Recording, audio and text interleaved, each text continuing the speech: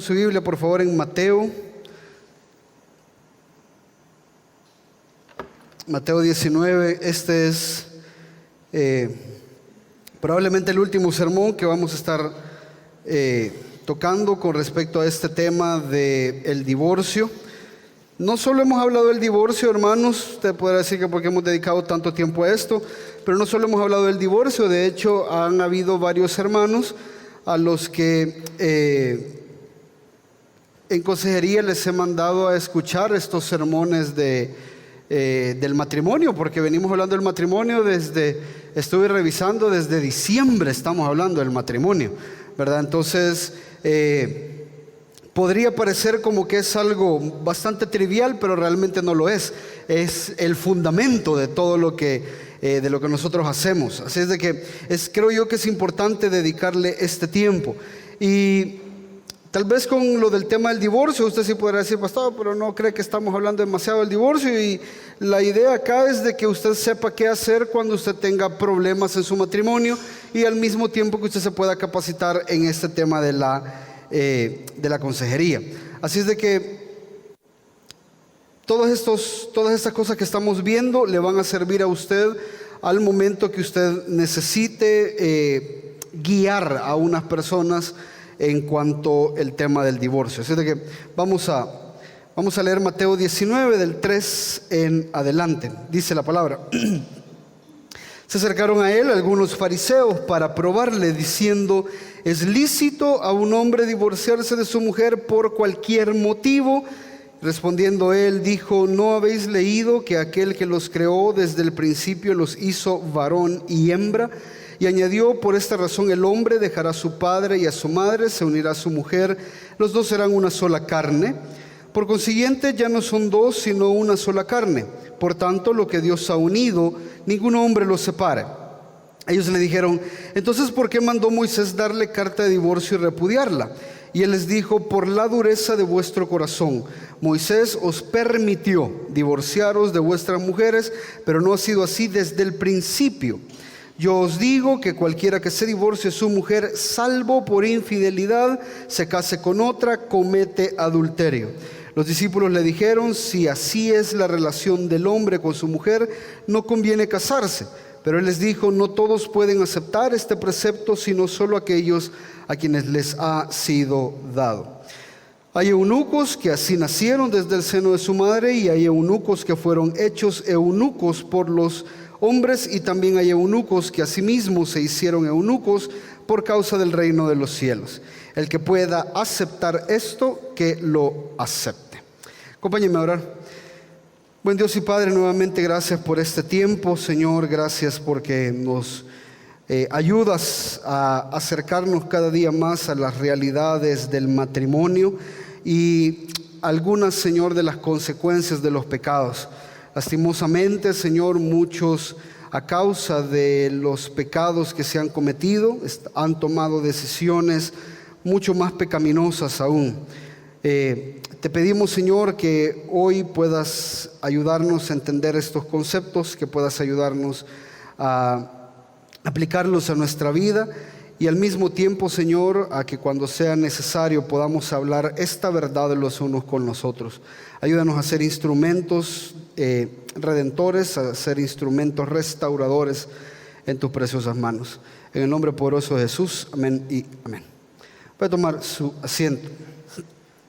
La semana antepasada, porque la semana pasada me quedé en el tráfico, no pudimos lastimosamente asistir, pero la semana antepasada hablábamos un poco acerca de cuáles son las cláusulas con respecto al divorcio. Y la primera cláusula, o la cláusula que menciona el Señor Jesús, es con respecto al adulterio. El Señor Jesús lo menciona en algunos pasajes, hay otro pasaje en el que no, pero lo menciona y dice que el hombre puede divorciarse si el hombre o la mujer evidentemente puede divorciarse si es que ha habido un caso de infidelidad, si ha habido adulterio. Ahora, quiero recordarle nuevamente que el hecho que tenga las cláusulas o que tenga el checklist, ¿verdad? Y usted diga, bueno, a mí mi esposo, mi esposa me fue infiel, aquí está el checklist, entonces yo me puedo divorciar. Sí, sí puede, pero como creyente no debería querer. Esa es la idea. Como creyente usted debería querer agotar la mayor cantidad de recursos, no solamente emocionales, psicológicos, de fuerzas, sino también los recursos bíblicos, los recursos espirituales que nosotros tenemos en las Escrituras. Necesitamos buscar, en este caso, la ayuda de los consejeros, buscar la ayuda de los pastores, buscar la ayuda de la comunidad, no del mundo, evidentemente, porque el mundo no va a aconsejar nada bueno. Entonces, hablábamos de que sí, cuando hay un pecado sexual, y hablábamos no solamente del adulterio con una fornicación, teniendo sexo fuera del matrimonio, sino varios casos de inmoralidad pueden ser tomados en cuenta como cláusulas válidas para un divorcio. Usted podrá decir, pastor, pero aquí dice la Escritura que lo que Dios ha unido, el hombre no lo separe. Ahí no está diciendo que el pacto matrimonial es irrompible, está diciendo de que el hombre no debería atreverse a romperlo. Está diciendo el Señor en el versículo 7, por consiguiente ya no son dos, sino una sola carne. Por tanto, lo que Dios ha unido, ningún hombre lo separe. Por ahí la idea es, ningún hombre debe intentar o amenazar el matrimonio de esta manera. Sin embargo, eso no está diciendo que no se puede separar.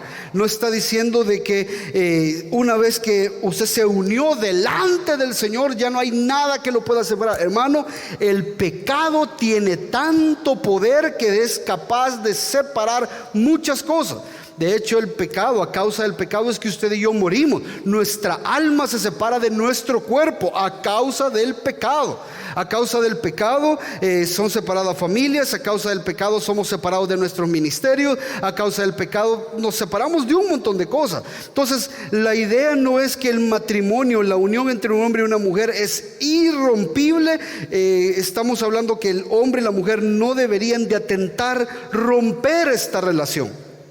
¿Qué pasa cuando hay un divorcio? Creo que lo decíamos la semana pasada, antepasada. Cuando ha habido un divorcio, la mujer o el hombre divorciado quedan total y absolutamente libres de casarse nuevamente, siempre y cuando sea en el Señor. Ahora, nuevamente, para que esta cláusula de casarse otra vez o poder casarse, quedar libre, tiene que haber un divorcio bíblico. ¿Ya? Entonces, eso es lo que estamos estudiando y creo yo que es importante porque en la comunidad o en la sociedad en la que nosotros vivimos, el matrimonio ha perdido tanto peso, el matrimonio se ha desvirtuado de maneras garrafales que creo yo que es importante recobrar estas cosas. Es importante que usted pueda decirle a alguien, la Biblia te prohíbe a ti volverte a casar. La Biblia te prohíbe a ti que tomes ese paso de volver a casarte, porque la forma en la que te divorciaste no es la forma bíblica. O al mismo tiempo darle esperanza a una persona y decirle, el matrimonio en el que tú estás es un matrimonio dañino, es un matrimonio antibíblico, y la palabra te da a ti una vía de escape, te da una vía de solución para que tú puedas desligarte de esto. Entonces, lo que estamos aprendiendo sirve no solamente para confrontar, sino también para animar, que yo creo que es importante tener esto en balance. Entonces, hay una segunda cláusula, no solo la cláusula de la inmoralidad, hay una segunda cláusula que es la del abandono. Cuando el incrédulo abandona, también es permitido un divorcio. La Escritura permite un divorcio. Ahora, fíjese, vaya conmigo a 1 Corintios capítulo 7. Muchos estudiosos de la Escritura no toman estas palabras como palabras que tengan peso, porque hay una hay una cláusula ahí que el apóstol Pablo dice: esto digo yo, no el Señor. Ya cuando dice esto digo yo, no el Señor, no quiere decir de que es un invento del apóstol Pablo. Usted y yo reconocemos que todo lo que está escrito en la escritura, valga la redundancia, de pasta a pasta, es inspirado por el Espíritu Santo. Por lo tanto, si está aquí, aunque fue dicho por el apóstol Pablo, tiene igual de peso que lo que dijo el Señor Jesús. Ahora, lo que el apóstol Pablo está diciendo aquí no es que no valga o que sea un pensamiento aleatorio, un pensamiento atribuido exclusivamente a él, sino que por lo regular el apóstol Pablo enseñaba las enseñanzas de Jesús. Pero en este caso determinado, Jesús no dijo nada. Entonces el apóstol Pablo dice: esto lo digo yo, no tengo ningún registro, no tengo ninguna enseñanza acerca del Señor Jesús que haya dicho algo con respecto a esto, pero se los digo yo. Y se los digo yo como apóstol de Jesucristo, tiene el mismo peso. Como enviado de Jesucristo, esto tiene el mismo peso. Entonces fíjese lo que dice 1 Corintios 7. En el versículo 7, por ejemplo, dice: sin embargo, yo desearía, el apóstol Pablo está corrigiendo muchos problemas sexuales, relacionales entre pareja, con respecto a la soltería, el matrimonio. Y el apóstol Pablo dice: sin embargo, yo desearía que todos los hombres fueran como yo. No obstante, cada cual ha recibido de Dios su propio don, uno de esta manera y otro de aquella. Se recuerda, aquí estamos hablando de los eunucos. Hay personas que se les ha dado ser eunucos, por lo cual no deberían de casarse. Y hay personas que no se les ha dado ser eunucos, sino que se les ha dado el don del matrimonio, por lo cual deben buscar casarse. A los solteros y a las viudas digo que es bueno para ellos si se quedan como yo, pero si carecen de dominio propio, cásense. Mejor es casarse que quemarse. Aquí no está hablando, y lo hemos dicho en varias ocasiones, no está hablando de que usted está en una fornicación y entonces para arreglar esa fornicación usted se casa. Eso es lo más absurdo que puede haber. Un pecado no se arregla con un matrimonio. Aquí lo que está diciendo el apóstol Pablo es de que si usted se está quemando por dentro por ese gran fuego y esa gran pasión que usted tiene por casarse, por atender a su esposa o a su esposo, criar hijos y tenerlos y ser una familia, como la escritura dice, usted tiene ese fuego en su corazón, es mejor que usted se case en vez de que esté impaciente y que no puede desarrollarse de esa manera. A los casados, versículo 10, que les decía: instruyo no yo, sino el Señor, que la mujer no debe dejar al marido, pero si lo deja, quédese sin casar, o de lo contrario, que se reconcilie con su marido. Y el marido no abandone a su mujer. Fíjese qué interesante, porque aquí quiero comenzar con esto. Usted tiene que entender que Pablo, al igual que Jesús, no aconsejan el divorcio. Pablo, al igual que Jesús, no están a favor del divorcio. Pero es un tema que hay que tocar en un mundo caído, porque las cosas no son el ideal que deberían de ser. Entonces, el apóstol Pablo aborda ese tema, versículo 12: pero a los demás digo yo, no el Señor, que si un hermano tiene una mujer que no es creyente, subráyelo ahí por favor, eso es importante, porque esta cláusula del abandono es exclusivamente para cuando uno de los dos no es creyente. Y ya voy a explicar eso. Pero aquí el apóstol Pablo lo hace bien enfático y dice: si un hermano tiene una mujer que no es creyente y ella consiente en vivir con él, no lo abandone. Si están viviendo tranquilamente, si no hay un obstáculo, si no hay pecados involucrados y están viviendo tranquilos, así como han estado viviendo todo ese tiempo, no lo abandone. Sigan viviendo juntos, no hay un pecado en eso. Algunas veces esto puede causar ciertas controversias, puede causar ciertas preguntas, porque algunas personas, después de haber venido a la fe, y póngame atención con esto, algunas personas después de haber venido a la fe creen de que la presencia de un incrédulo en el hogar puede ser mala influencia para los hijos, por ejemplo. Y eso puede ser así, sin duda que puede ser así. Tal vez usted pongamos el caso de una mujer que se convirtió al cristianismo, está trayendo a sus hijos a la iglesia, y el domingo el esposo no quiere venir a la iglesia, y el domingo cuando regresan los hermanos a su hogar encuentran al marido tomando ahí. Esa es una muy mala influencia, es un pecado sin duda, pero no es causa de divorcio. El hecho que hay una mala influencia no es causa de divorcio. Creo que pongo aquí en el número 2. Es importante permanecer casados aun si el cónyuge es incrédulo. Si usted se casó, el apóstol Pablo dice que así como fuiste llamado, así tenés que permanecer. No hay necesidad de hacer un cambio tan radical si lo que estás haciendo no es pecado. Si es pecado, evidentemente hay que cambiarlo. Si usted está vendiendo, qué sé yo, drogas, si usted es un dealer de drogas, eso es un pecado, hermano.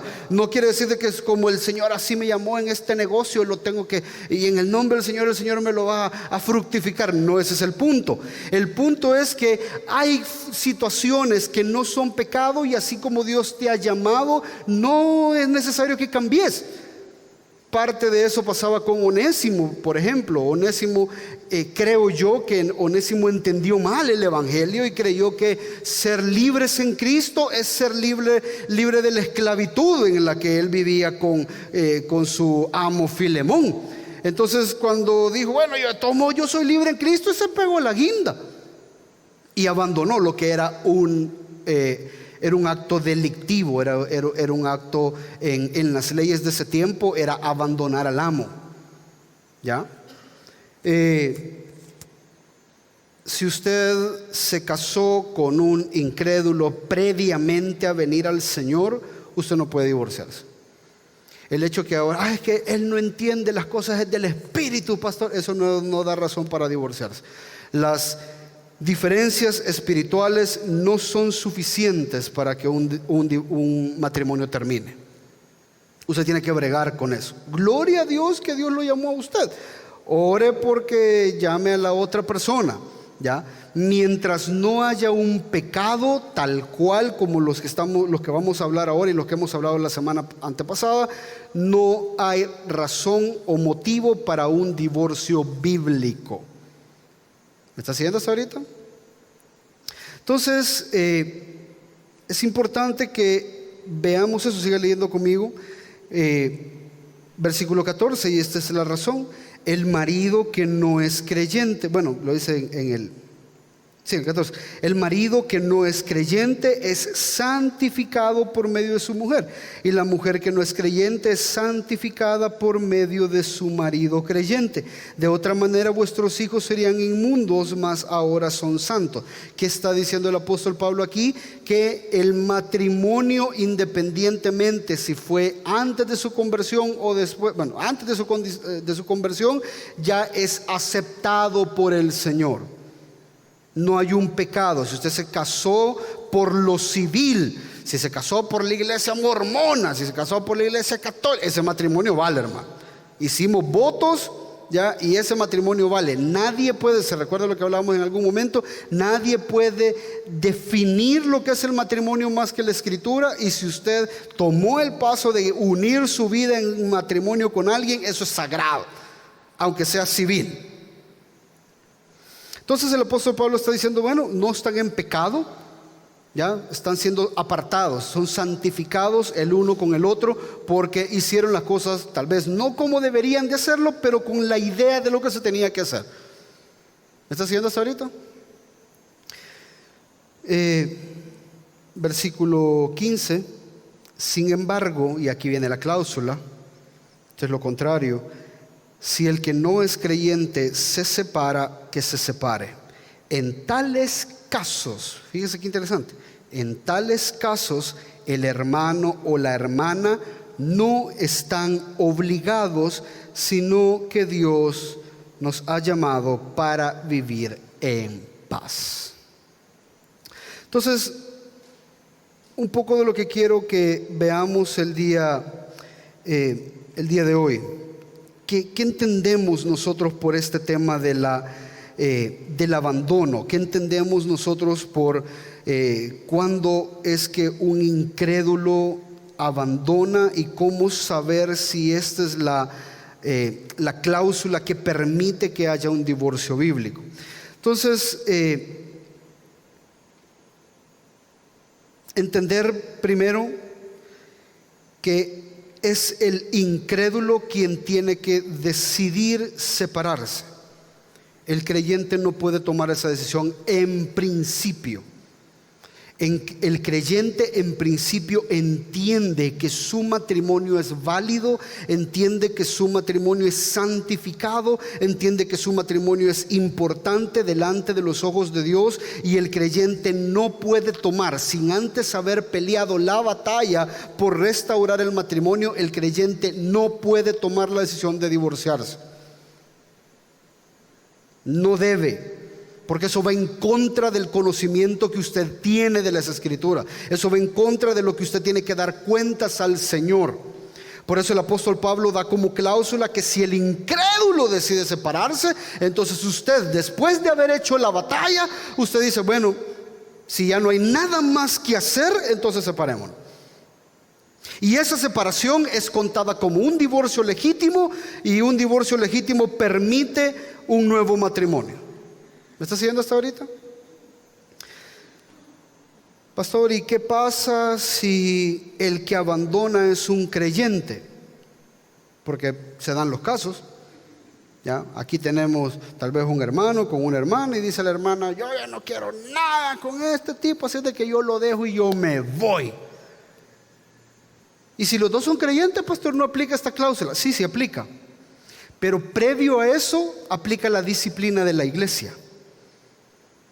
Como iglesia tenemos que ir, vamos donde la hermana que quiere separarse de su esposo que es creyente, no perfecto, pero sí creyente, y ella también dice ser creyente. Entonces nos involucramos, no, es que mire, la verdad es que yo ya no quiero nada, ya mucho tiempo, yo ya me aburrí, él no cambia, aquí bla bla bla, esto y todo lo demás, y la verdad es que yo ya conocí a otra persona, ¿verdad? Entonces lo llamamos a la disciplina.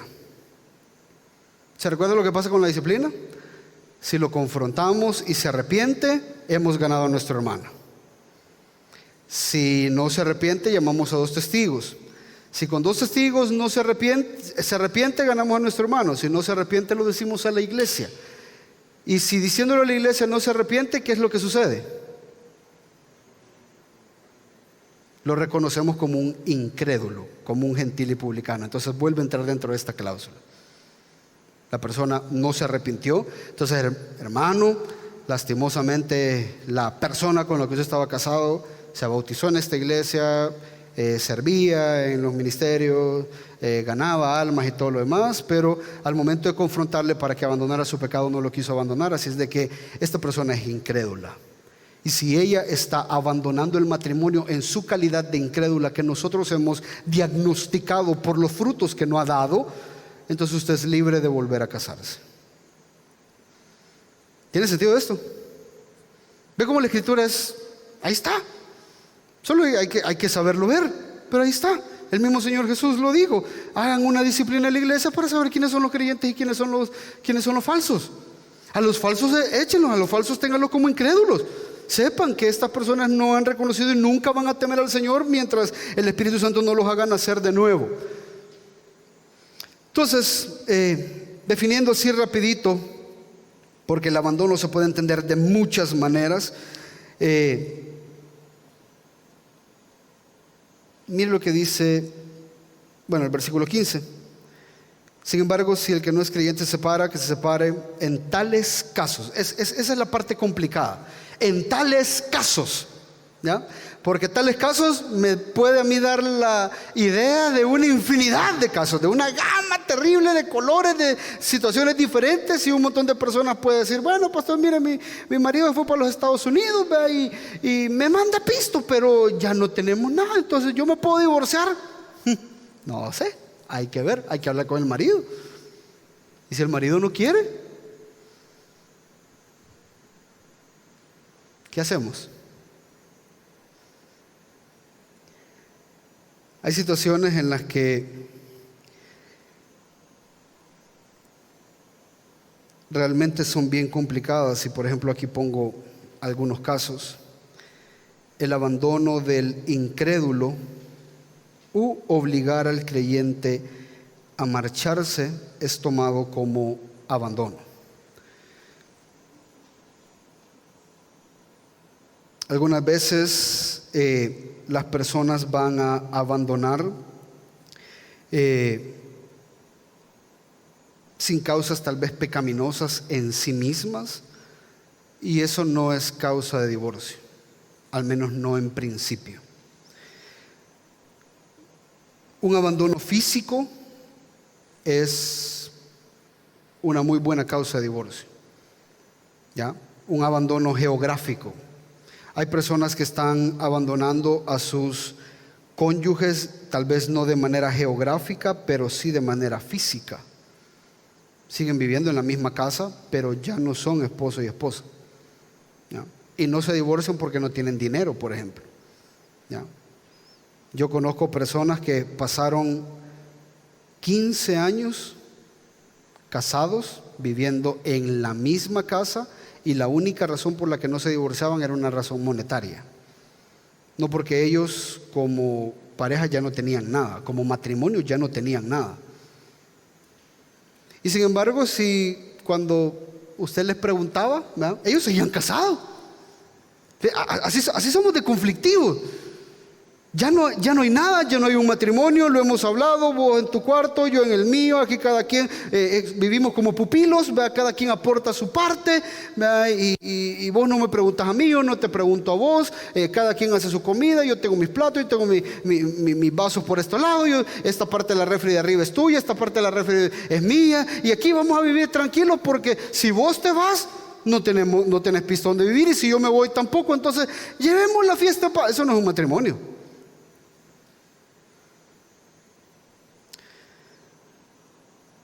Muchas veces una persona no abandona físicamente, pero abandona el rol o abandona las responsabilidades que tienen en el matrimonio. Eso es parte de un abandono también. La Escritura, por ejemplo, dice a los maridos, ¿no? Uno de los roles del marido es proporcionar comida, el sustento. El hombre que no provee para los de su casa es peor que un inconverso. Los derechos conyugales es parte de abandono.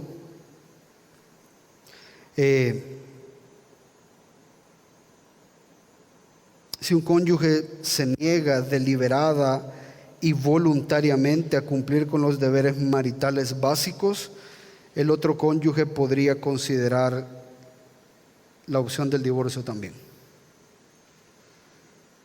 Es parte del abandono. Un hombre que no provee es porque ha abandonado. Un hombre que no está, o una mujer que no está en las situaciones difíciles, ha abandonado el matrimonio. Ahora, eso no quiere decir de que eso te da, al igual que en la situación sexual, no te da la carta para irte a divorciar, sino para empezar un proceso de divorcio. ¿Está conmigo hasta ahorita? Hay casos realmente difíciles. Aquí les menciono algunos, por ejemplo. Una mujer que es doctora, con buenos ingresos. El marido se niega a trabajar y toma el dinero que ella gana para tomar, beber, andar con sus amigos. Por decisión propia, no vive con su esposa, pero vive en un cuarto aparte. Pero no se quiere divorciar de ella porque ella es la que paga todos los gastos de la casa. Esta vez va a estar aquí. ¿Y quién va a vivir así? Muchos casos. Muchos casos. Después de 10 años de matrimonio, un matrimonio con 2 hijos, el hombre se declara que es una mujer atrapada en el cuerpo de un hombre. No tiene deseos sexuales por hombres, así de que solo va a vestirse los fines de semana de mujer. Y no quiere deshacer el matrimonio porque él ama a su esposa y a sus hijos. ¿Qué hacen esos casos, hermano? ¿Se puede usted imaginar vamos a ir a cenar, dice, el sábado? Pero hoy me toca vestirme de la Gloria Trevi. Y lo hemos hablado para no divorciarnos, porque así pasan los matrimonios. El pecado distorsiona un montón las relaciones. El marido, sin que su esposa lo sepa, se ha involucrado en actividades financieras ilegales, estafas, le debe al fisco, a la hacienda, se envía a prisión durante 25 años. ¿Qué pasa con estas personas? A mí me ha tocado aconsejar personas que están casados y después de cierto tiempo de estar casados, meten preso a uno de ellos. Y la gran pregunta, de hecho me tocó aconsejar a una familia, a unos que tenían 3 meses de casado. No sabía que andaba en actividades ilícitas, regresando de la luna de miel en lo mejor de su luna de miel todavía, porque después de 3 meses y se lo llevaron preso. Y la gran pregunta fue: pastor, ¿qué hago? Va a estar 25 años ahí, ¿lo tengo que esperar como cristiana? ¿Qué le dice usted?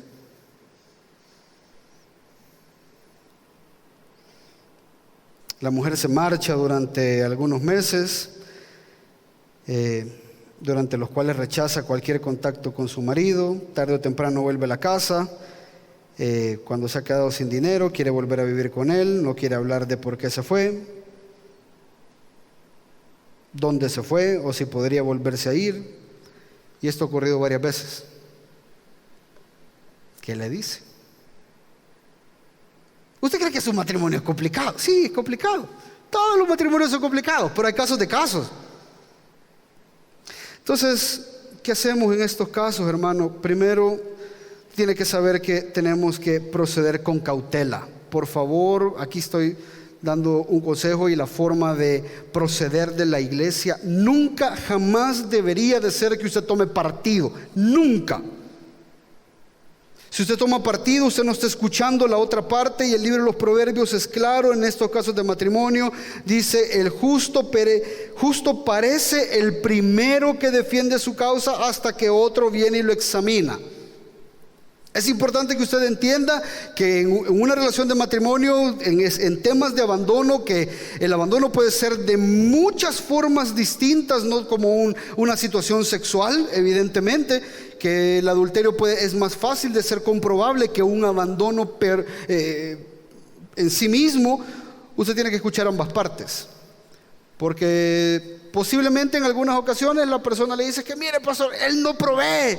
Y tal vez el marido tiene 2 meses de estar sin trabajo y esa es la razón por la que no provee.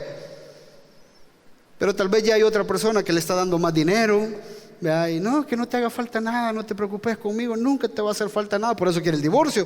No quiere el divorcio porque el marido no provee, quiere el divorcio porque hay una tercera persona que está involucrada. ¿Me está siguiendo lo que estamos hablando?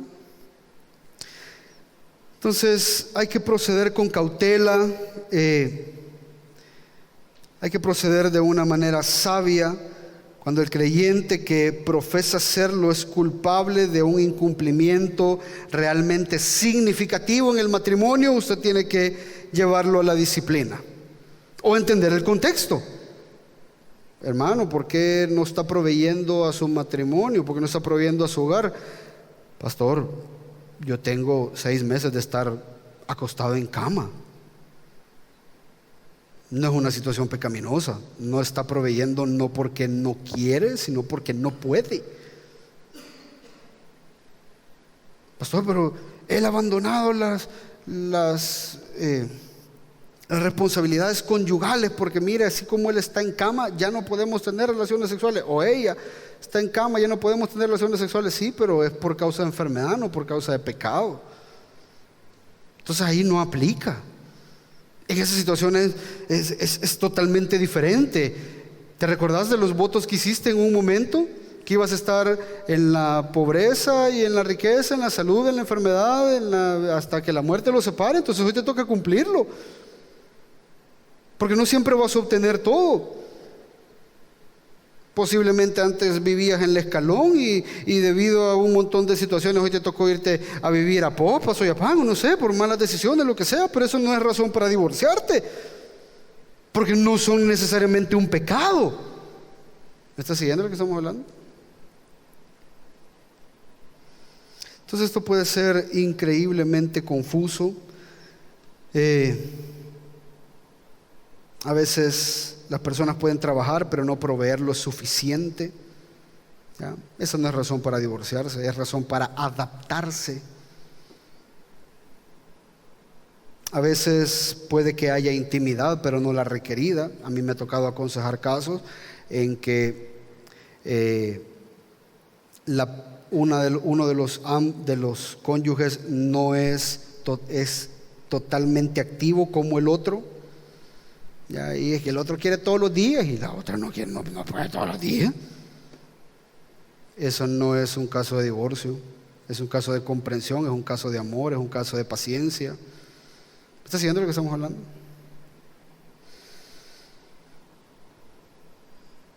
Entonces la idea de abandono es una renuncia realmente a los votos matrimoniales.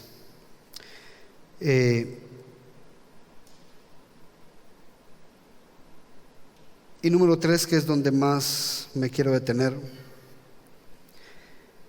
el abuso o el maltrato como motivo de divorcio.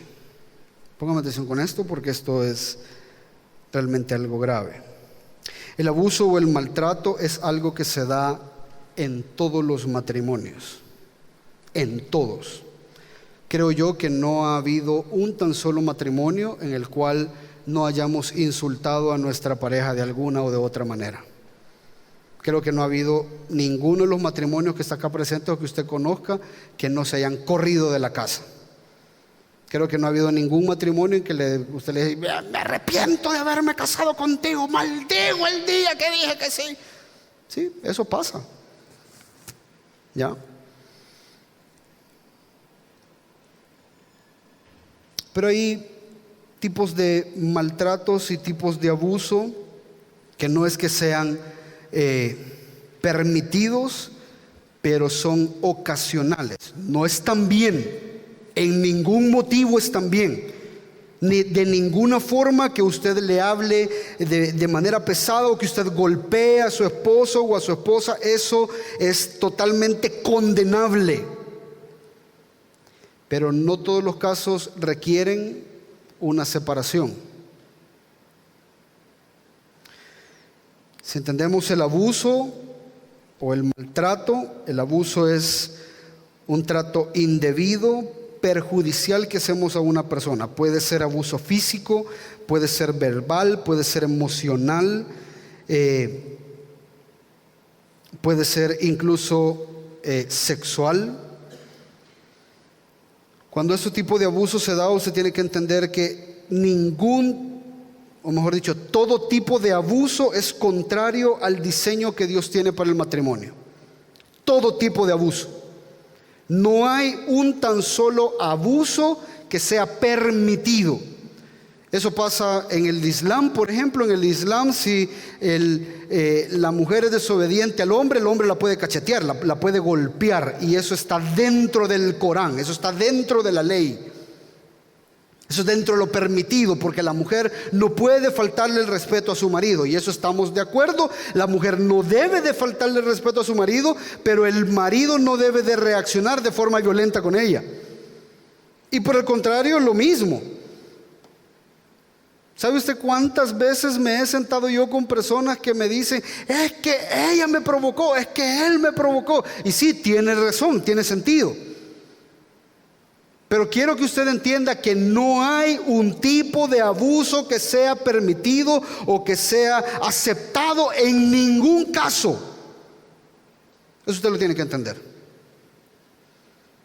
Muy probablemente, si usted viene y me dice: pastor, mi esposo me golpeó, yo le diría a usted: denúncielo. Denúncielo. ¿Cuántas veces lo ha golpeado? ¿Cuántas veces ha abusado de usted? ¿Cuántas veces le ha maltratado? No, pastor, esto ya tiene 10 años, me quebró una vez una costilla, otra vez me pegó una gran patada, que mire, yo 3 días estuve una vez, hasta andaba morada de la cara y ya no.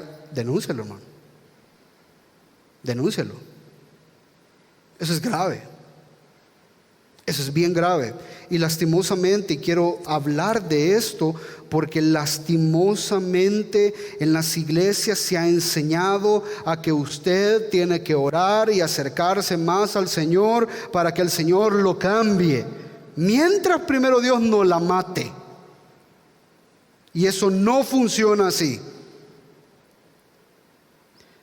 Evidentemente no le voy a decir yo de primas a primeras, divórciese, pero sí hay algo que hay que hacer y algo que hay que hacer inmediatamente. Es grave cuando hay abuso, cuando hay golpes, cuando hay maltrato, un maltrato constante. Si esa es la forma en la que te estás relacionando, hermano, ahí no hay matrimonio. Eso es contrario a todo lo que el matrimonio tiene que ser. O cambiás, te arrepentís, o mejor divórciense, sepárense. Aquí no hay nada que hacer. Un corazón endurecido es capaz de hacer muchísimo daño. Y mucho más si una persona es abusadora. ¿Me está siguiendo esto ahorita?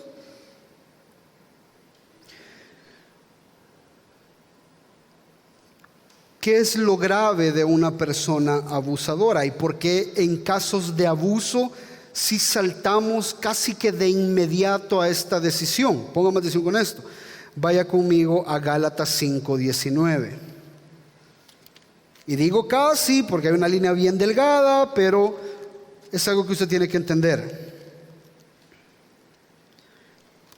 Gálatas 5:19, ¿lo tiene?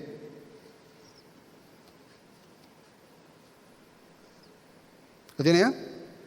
Fíjese, ahora bien, las obras de la carne son evidentes, las cuales son inmoralidad, impureza, sensualidad, idolatría, hechicería, enemistad. Fíjese cuántas formas de mencionar prácticamente lo mismo que es abuso.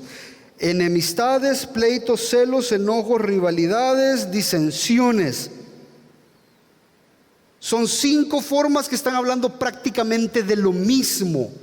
Los celos, cuando hablamos de celos, que son celos enfermizos, celos que pueden llegar a dañar, a golpear, a hacer cosas locas, incluso hasta dejarte en la calle, durmiendo en la calle. Hermano, eso es peligroso.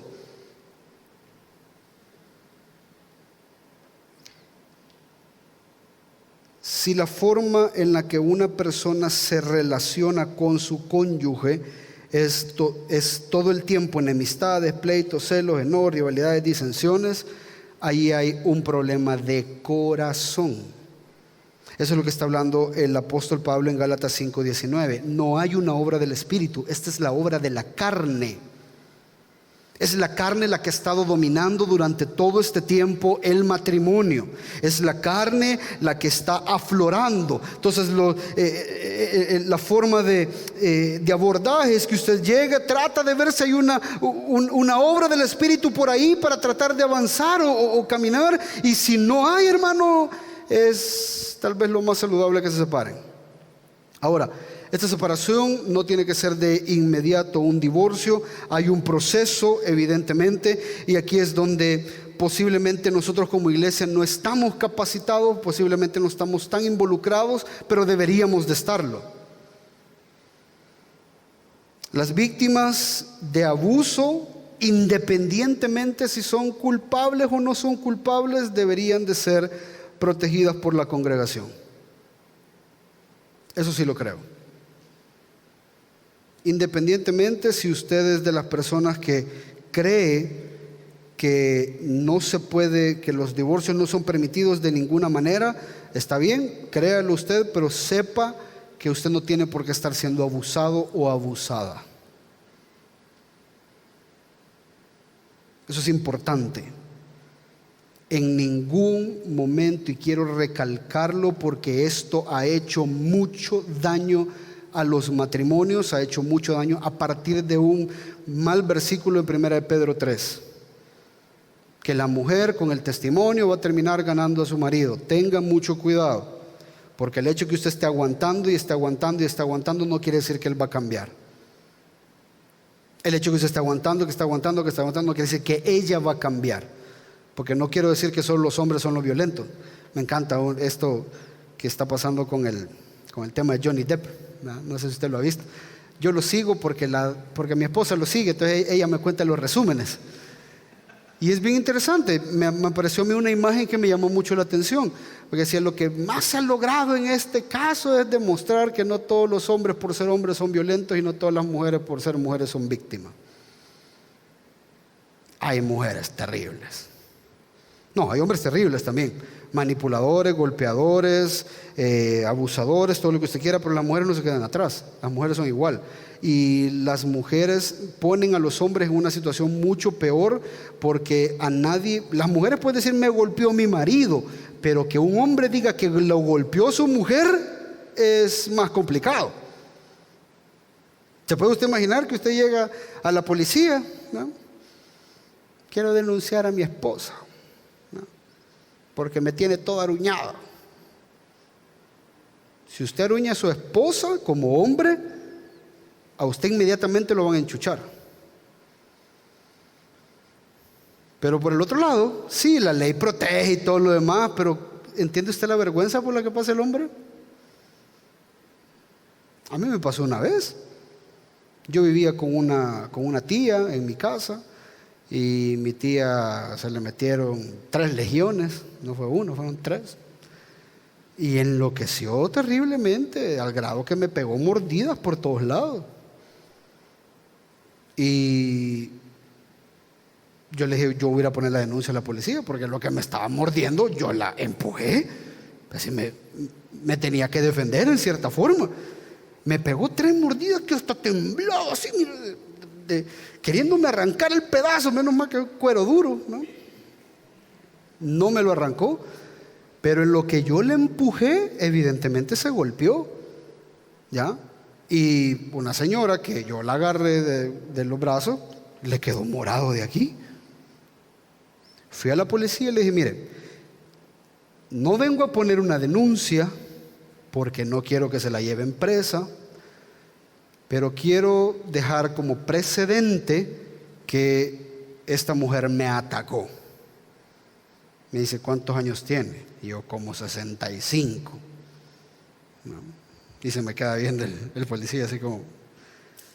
Le digo, yo no quiero que se la lleve presa, ¿ya? Pero quiero que quede en evidencia la forma en la que ella me ha mordido. Porque en el momento que ella venga o que ustedes, si a ella se le ocurre venir acá, a mí no me van a preguntar qué fue lo que pasó, a mí me van a enchuchar y me van a llevar preso mientras averiguan por violencia contra la mujer. Sí, me dijo, está bien, aquí le vamos a levantar el acta, me dijo no sé qué, pero quiero que sepa que eso que usted está diciendo no se puede, o sea, esto no va a proceder, me dijo. Bueno, está bien, le dije yo, pero yo quiero dejar un precedente y le voy a tomar foto al papel que usted va. Está bien, me dijo no sé qué. A la media hora llegaron los policías a la casa. Llegaron a ver qué estaba pasando. Y ven a mi tía de este porte y me ven a mí, ¿no? Y ella empezó a decir, me golpeó, me pegó una patada, aquí y allá, y mire todo morado, me agarró con todo. Menos mal que el policía la vio a ella y le dijo, usted no tiene ninguna marca, si quiere de aquí nos vamos para medicina legal, pero la que se va a ir presa va a ser usted, porque usted sí lo dejó marcado.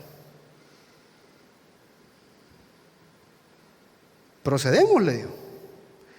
Y la patada que me dio señora, le dijo el policía, si él le pega una patada, la quiebra, la desarma. Pero igual, si usted quiere proceder, procedemos. Ya, nos lo llevamos a los dos, pero aquí quien va a ir presa va a ser usted, le dijo. Yo, bendito Dios, afligido. Y ojo, ¿a qué es a lo que quiero llegar? El hecho de que sea una mujer o sea un hombre, repito, no da lugar al abuso. Ni verbal, ni emocional, ni financiero. Hay abuso financiero, ¿ya? No te doy dinero, Ya, yo te compro lo que yo creo que vos tenés que poner. Ese tipo de abuso y es un tipo de flagelo. Ese tipo de relaciones no pueden existir. La iglesia tiene que proveer esta seguridad porque el cónyuge que es abusador, ya sea hombre o sea mujer, por lo regular es manipulador también. Y le va a hacer creer a la víctima que no puede vivir sin él o sin ella. Y es donde entra la labor de todos nosotros. Yo, por lo regular, es muy probable que no me dé cuenta de situaciones como estas, como usted se puede dar cuenta cuando esté hablando con los hermanos. ¿Qué hacemos en estos casos? Motivamos a que se busque una ayuda y, si es necesario, a que se denuncie. Quiero dejar esto claro. ¿Me está siguiendo hasta ahorita? Pastor, ¿y por qué está repitiendo esto una y otra vez? De nuevo, porque incluso hasta hace poco ha salido el caso de John MacArthur a la luz, ¿ya? Que allá por 1980 él se dio cuenta de un caso de abuso que él tapó. Se equivocó, seguramente. ¿Ya? Eso no quiere decir que es un demonio, que es un falso maestro. No, pero se equivocó y es un error grave. Es un error grave. Y usted tiene que entender que la iglesia no puede apoyar eso. ¿Está conmigo hasta ahorita? Entonces, ¿de qué manera lo hacemos? Si en algún momento nos damos cuenta de que una hermana está siendo abusada, espero yo que más de alguna familia pueda abrir las puertas, porque mientras denuncia o decide denunciar o no denunciar, o mientras empezamos en un proceso de restauración, hay que separarlos. Eso es evidente, hay que separarlos. No pueden, ay hermana, qué difícil, vamos a orar, oye, para que ahorita que llegue a su casa no le vaya a pegar otra vez. No podemos hacer eso. De hecho, la Escritura nos manda a nosotros a cuidar a las ovejas que el Señor ha puesto bajo nuestro cargo. Y ese es un cuidado de parte de todos nosotros. El gran reto está, y aquí tal vez me voy a meter, bueno, tal vez ya no va a ser tanto el reto, pero el gran reto ha sido durante todo este tiempo que algunas de las personas con las que el Señor va a mandar acá a la iglesia, muy probablemente van a estar involucradas en situaciones de pandillas. Eso no ha pasado aquí, nos ha pasado en Guayabal, por ejemplo. Hemos tenido que aconsejar personas vinculadas a pandillas. Entonces, ¿qué hacemos ahí? Y ahí es donde la iglesia tiene que responder, saber responder. Es un hermano en Cristo. Es una persona que está sufriendo. No podemos no entendernos de esta situación. ¿Me está siguiendo hasta ahorita?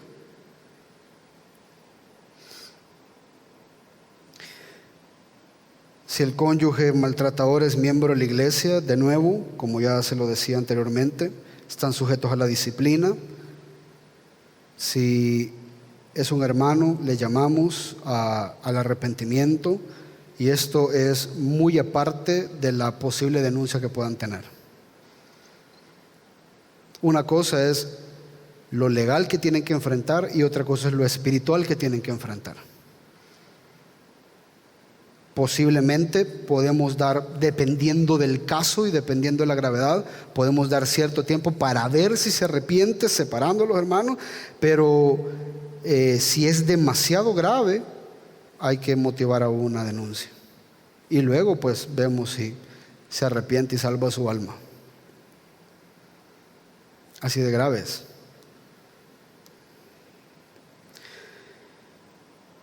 De nuevo, para estos casos es importante proceder con cautela, es importante proceder con discernimiento, es importante proceder con sabiduría, porque no todos los casos son iguales.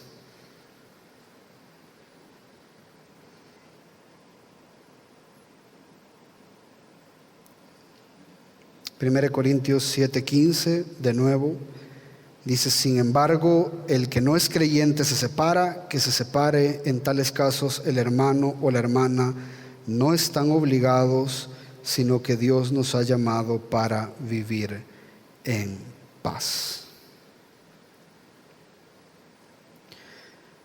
Pastor, ¿usted no cree que está tomando esto muy a la ligera? Amado, es mejor actuar preventivamente que después estarnos lamentando.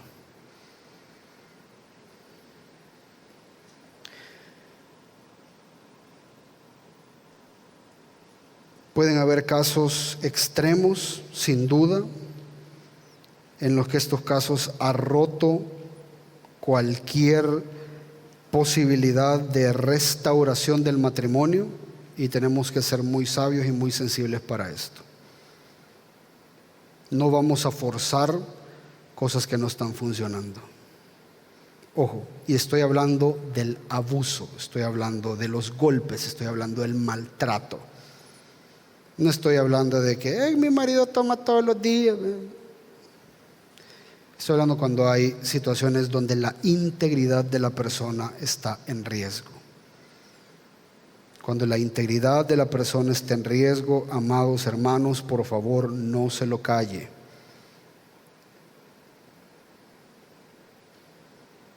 Pastor, pero ¿y qué voy a hacer? Imagínese que Él es el que provee para la casa, hermano. Para eso tiene que confiar en el Señor.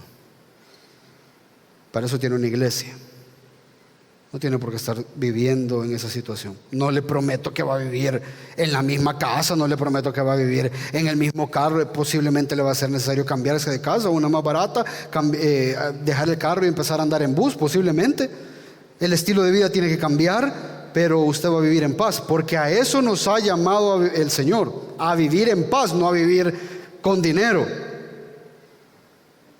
Eso es parte también de que usted entienda cómo funciona el matrimonio. Y si este matrimonio no está siendo funcional, en el sentido de que está atentando en contra de la integridad de la persona o de los miembros de la familia incluso, hay decisiones que hay que tomar. ¿Está conmigo hasta ahorita? Pastor, ¿quién decide esto? ¿Quién decide cuándo se tiene que divorciar o no se tiene que divorciar? Para eso creemos, hermanos, que el Señor ha dotado a la iglesia, a todas las iglesias, de líderes capacitados, de líderes entendidos, de líderes que buscan del Señor para llevarlo a una decisión. Ore por sus líderes, porque tomar esas decisiones no es fácil. Tomar esas decisiones de qué vamos a hacer en ciertos casos o en otros casos no es fácil. Es bien fácil decir, ¿por qué no hicieron tal cosa? Sí, porque no eras tú el que tenías que decidir de la vida de la persona. Es fácil verlo desde afuera, pero una vez estás tomando decisiones y estás viendo todo el panorama, es muy difícil. Estás viendo que la persona tiene que denunciar, pero tiene 3, 4 hijos. ¿Qué vamos a hacer? Santiago dice que si solamente orás por ellos y no les ayudaste, prácticamente se ha cometido un grave pecado. Y lastimosamente la iglesia, muy linda mientras hay ágapes, muy linda mientras hay cumpleañeros, muy linda mientras nos venimos y nos reunimos, mientras vamos a un paseo, mientras nos reunimos a comer, pero cuando ya nos tenemos que reunir a poner el pecho por alguien más, la iglesia se corre. ¿Me está siguiendo hasta ahorita?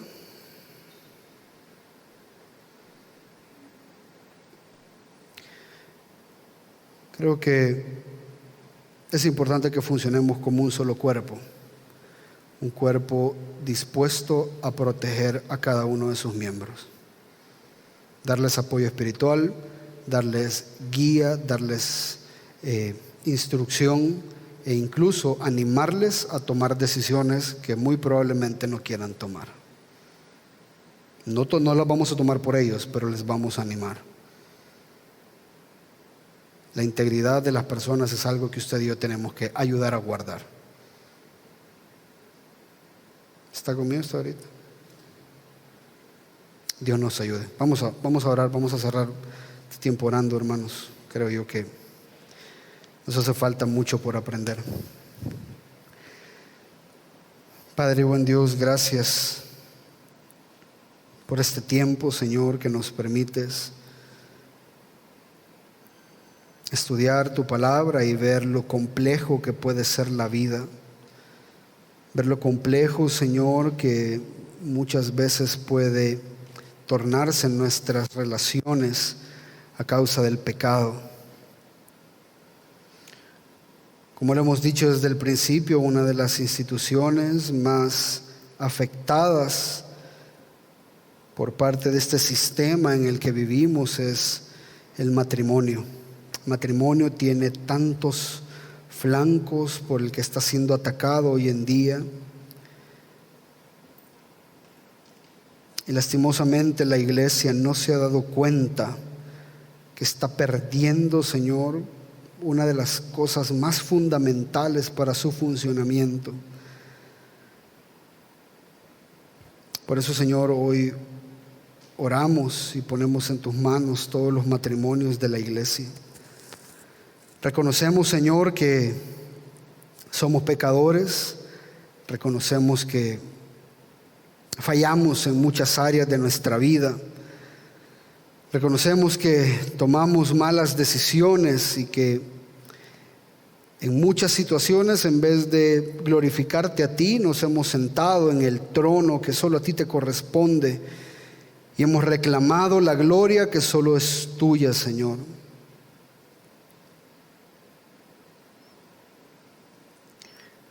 Por eso hoy, Señor, queremos orar por estos matrimonios que de alguna u otra manera están o han sido golpeados, Señor, por el pecado. Primeramente, Señor, que tú puedas dar arrepentimiento en esas áreas de la vida en las que se han hecho mucho daño. Sí entendemos que la Escritura da ciertas cláusulas para deshacer lo que tú has unido. Pero antes, Señor, permite que podamos hacer el esfuerzo, Señor, de mantener vivo esto que se unió delante de ti. Poder honrar, Señor, el matrimonio con el sacrificio que se requiere para sostenerlo, para mantenerlo unido. Ayúdanos, Señor, a buscar primeramente el arrepentimiento.